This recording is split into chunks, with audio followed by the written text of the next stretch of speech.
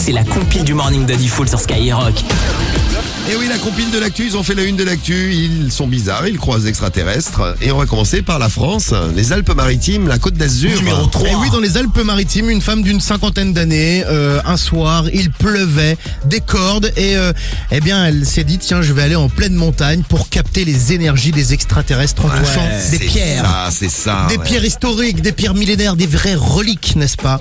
Bon, en tout cas, elle a été secourue par une vingtaine de militaires qui l'ont retrouvée plusieurs heures plus tard à la nuit tombée, où la température frôlait le zéro, elle était presque en hypothermie, bien évidemment. Les extraterrestres n'ont fait aucun signe. Voilà, à la une de var matin, elle se perd en voulant capter les énergies des extraterrestres. Voilà, donc dans quel état elle est. Bon, elle a quand même fait chier pas mal de monde, vingtaine de militaires. Ah bah oui, 20 militaires quand même. 20 militaires pour la dingue. Eh bien, elle est en contact avec les extraterrestres et elle fait la une de l'actu. Moi, j'en ai un qui est pas mal aussi. Il est malin, vous allez voir. Numéro 2. C'est en Argentine, c'est un Suisse qui vit en Argentine, qui prétend avoir été contacté par les extraterrestres et qui pour eux a construit une piste d'atterrissage pour les ovnis. Sauf que le mec a construit une vraie piste d'atterrissage pour les ovnis. Il a déclaré « Quelque chose a commencé à vibrer dans mon cerveau ». Ça, c'est ça. Voilà. C'était un ordre des extraterrestres. Ils m'ont demandé par télépathie de construire un aéroport. Le mec l'a fait.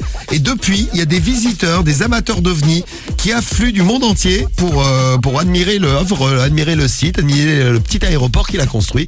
Et donc, je pense que le mec, ou il est complètement taré, ou il est très malin et il se fait un max de thunes actuellement, là.